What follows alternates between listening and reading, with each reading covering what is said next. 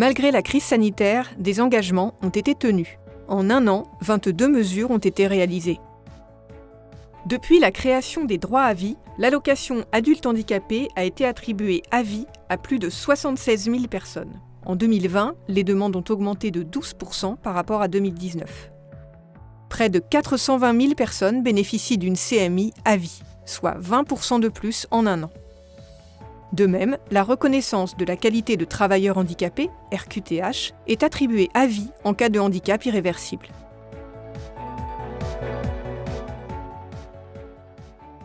Il existe aujourd'hui 43 plateformes de coordination et d'orientation avec 2750 familles accompagnées. Elles permettent un parcours de diagnostic et d'intervention précoce et évitent une dépense de 1 500 € en moyenne par famille et par an. Un numéro unique a été créé pour aider les parents d'élèves en situation de handicap dans leur démarche de scolarisation.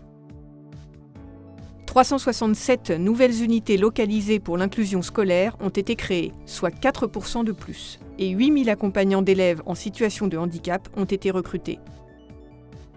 2 plateformes en ligne de ressources pédagogiques ont ouvert. CAP École Inclusive, désormais accessible à tous, familles, professeurs, professionnels du secteur médico-social, et la plateforme Chlorophylle, pour les professionnels de l'enseignement agricole.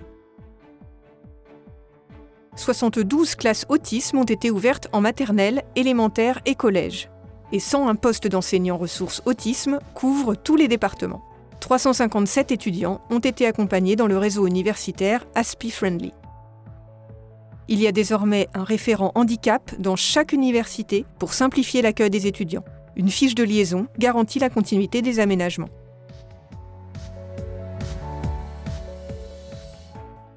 « 3 000 personnes et 1 000 employeurs bénéficient du dispositif Emploi accompagné.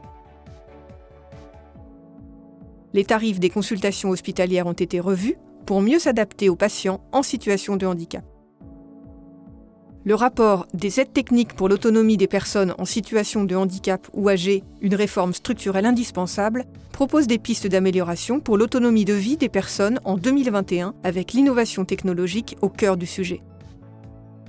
Pour accélérer la recherche sur l'autisme et les troubles du neurodéveloppement, il y a désormais un groupement d'intérêt scientifique, 5 centres d'excellence et la promotion de 10 chefs de clinique par an. Le président de la République s'y était engagé, un numéro d'appui unique et accessible a été mis en place pour ne laisser personne sans solution. Son déploiement a été accéléré dans le contexte de la crise sanitaire. 75 départements sont déjà couverts, tous le seront fin 2020. Pour simplifier les démarches, garantir les délais et l'équité des réponses, partout en France, une feuille de route MDPH 2022 a été lancée. Le nouveau baromètre MDPH permet d'évaluer le service rendu aux personnes et à leurs aidants. Il existe désormais un congé proche aidant avec une indemnisation de 3 mois. Le dédommagement aidant de la prestation de compensation du handicap comprend aujourd'hui la défiscalisation et l'exonération totale de contributions sociales. Il peut se cumuler avec le revenu de solidarité active. L'ascenseur est déjà obligatoire à partir du 3e étage. C'est à présent des logements dits évolutifs, avec salle de bain adaptable obligatoire, qui pourront voir le jour. Le rapport « Demain, je pourrai choisir d'habiter avec vous » propose des actions concrètes pour accélérer le déploiement de l'habitat inclusif en ville. Le compte-rendu du Conseil des ministres est maintenant accessible.